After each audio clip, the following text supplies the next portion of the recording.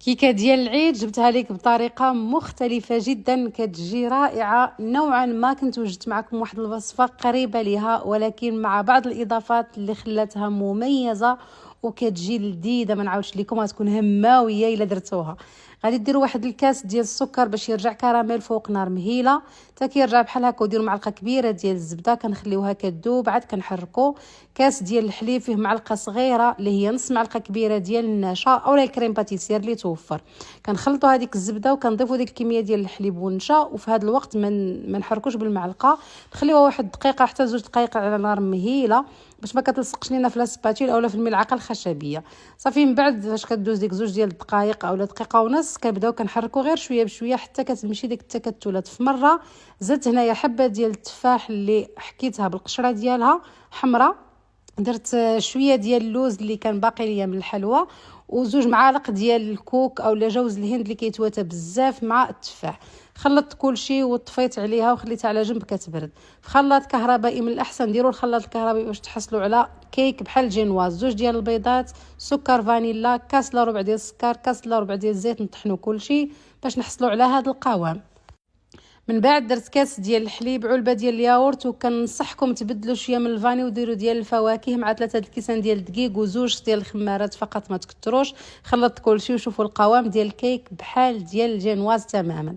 خديت القالب اللي كنت دهناه بالزبده، ممكن ديروا المول العجيب هنايا راه غتجيكم بحالها الا ما توفرتوش على هذا.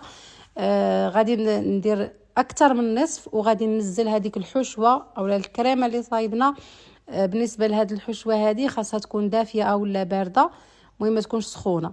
غادي ننزلها في الوسط ونحاول انني نقادها هنايا ما فقداش الحراره تماما، انما ماشي سخونه بزاف. ما درتهاش كلها، قسمتها على 2.